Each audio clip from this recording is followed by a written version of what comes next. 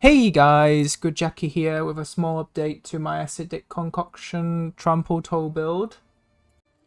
So we basically made Plague Bearer much more consistent. Using some extra currency, we managed to grind out. It's doing more damage, much better clear, like much bigger screen wide clear, whilst maintaining our bossing damage and our defensive layer. Yeah, let's go over the passive tree and what's actually changed. You might have noticed I removed some nodes from here, right? I didn't want to spend the three travel nodes. I mean, these are strong, but they don't really buff your Plague Bearer because remember, Plague Bearer is not an attack. But the skill effect duration does make their poison from Poison Burst Arrow much longer and therefore much stronger from Acidic Burst. I also not taking these as well. Again, they're just not that impactful. And I also removed a couple of defense nodes from here because, you can't really cap out your evasion rating. You can't really cap out your deflection rating. Once you get to the 65, 70 range, you are pretty much good enough. I don't think you need any more, right? It's just if you want to get to 80% deflection rating, maybe you need like 40, 50k. The return gets very, very small as you get to that cap. So I feel like this is really a sweet spot here. So just having 22, 21 of deflection rating, 17 plus evasion rating, as long as you have 60, 70% evasion and 70% chance to deflect, you are good enough. You're not gonna There's no point adding more to this. You're just not going to get that good of a return. You might as well just make yourself move faster or do more damage. So I've also decided to take this node. The downside for this is not too bad. 20% reduced magnitude of poison is not as bad as something like this, which is 25% reduced poison duration. Yeah, this essentially allows Plague Bearer to poison enemies that might not get killed instantly, and then the poisons from nearby enemies can also spread to the one that is still alive, or maybe one of your frogs can poison it as well. So this essentially helps you clear mobs that are stronger than normal. I'm also just taking the Dex here because it frees up a lot of nodes for me to take strength instead of dex. So in case you didn't know, strength actually gives you life. I think it's 2 life point per strength. So this is 10 life, right? So if I can get myself more dex, then I don't need to get dex on these travel nodes and I can get more life. I've also replaced all my rare jewels with unique ones. I found some really interesting and powerful ones like this from Nothing Diamond. Passives in radius of chaos inoculation can be allocated without being connected to your tree. So I actually anointed this on my amulet, but because this is next to chaos inoculation, I can directly take it without anointing it, which frees up my anoint to take something else. So some of the points I got from, removing this, removing that, I was able to take these for free. Yeah, physical damage, generic physical damage is really, really strong because it buffs your Plague Bearer's damage and then whatever's been buffed. Because the base Plague Bearer is physical damage, right? So we buff the base physical and then the gain as extra chaos will apply afterwards, right? So it's gonna be your chaos. If you take this, you end up almost double dipping. You're increasing your physical and you're also increasing the chaos damage you do. And the extra strength means we get an extra 20 life. The crit damage bonus is not that great. So actually, any generic increased physical damage, I definitely recommend taking. There's also a few nodes here as well that you can take, which is quite nice. I definitely recommend that. And then I'm also taking this as well.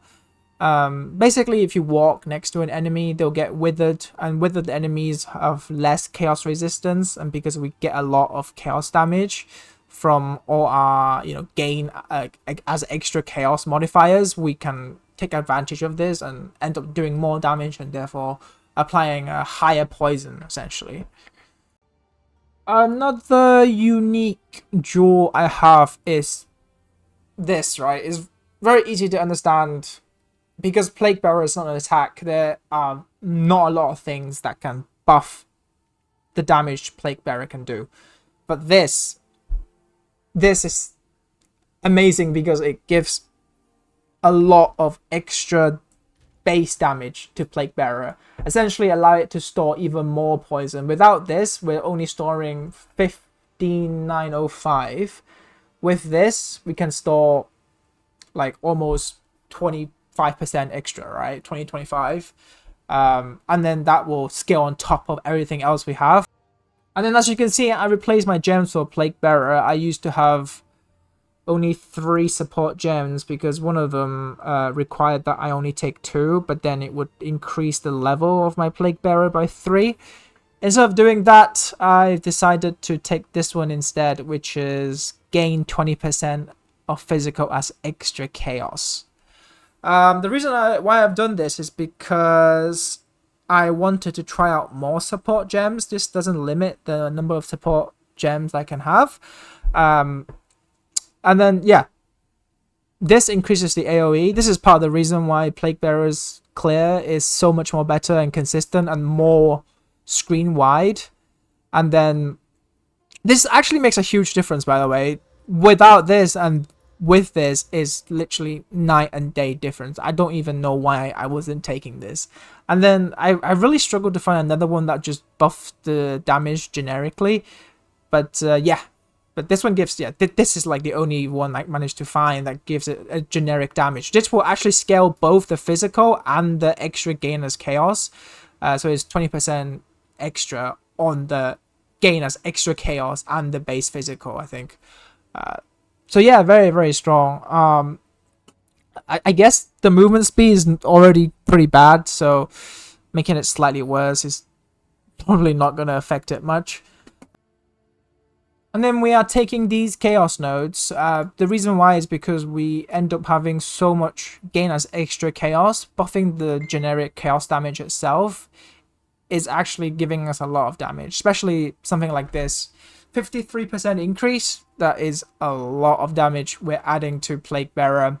The lose 3% of life is not something we care about because we gain so much with every kill by taking nodes like these. And we're not exactly spamming these like crazy. Against bosses, you use acidic arrow once. Poison burst arrow once. Acidic concoction is not a poison skill, so when we throw these down to cause an acidic burst, they won't make you lose life. But this will. But again, we're only firing it once against bosses to poison our plants. And Plague Bearer is also a chaos skill. But then again, we're using it once. Clear all the mobs on the screen, get our life back, and then we move again, right? So the downside is negligible. And then we have this, only 29% of chaos damage, but we get movement speed, we get 13 to all attributes. Like again, like I said, this actually gives us so much more life because of all these nodes that we are freeing up. Takes a lot of attribute pressure off us. I definitely do think these are not as efficient as I want them to be. I'm also spending 2 travel nodes here as well. So if you guys have any ideas where I should be taking these, then yeah, feel free to comment that below. Because yeah, I'm really struggling to find anything suitable. Preferably something that scales the Plague Bearer. Or give myself a lot of movement speed. I've pretty much given up taking these nodes because unless you make it 100% reduce, I just don't think it's worth taking 30-40%, to be honest. Oh, and instead of anointing pure chaos, I am now anointing lasting trauma, which is, yeah, 30% increased magnitude of ailments and 20% increased duration of damaging ailments. So that's gonna make my poison even longer, so acidic concoction even stronger. and then that obviously makes that deal even more damage per second as well. Very, very strong anoint. And then, yeah, I treated myself to a shield, right? So when you use your Poisonous Concoction, you actually switch to your empty unarmed setup, right? But you still use a shield. So when you throw your plants down against bosses, poison your plants, and then throw your flask, you actually have your shield up the whole time. So why not get some good stats on your shield, like block chance, extra life, to make yourself a little bit tankier against bosses? Because against pinnacle bosses, I guess with like the setup, you're still not gonna one-shot everything. So you might as well get some shield as you're throwing your flask. You know, you might get hit once or twice, but then, you know, if you get lucky, you end up blocking it. If not, you'll dodge it. So yeah, extra layer of defense. Definitely get something better than this though. I just found this randomly on the ground and I thought, why not? Yeah, that's pretty much it. Thanks for watching my videos, and if you have any questions, post that in the comments below, and yeah, catch you guys next time with more updates, hopefully.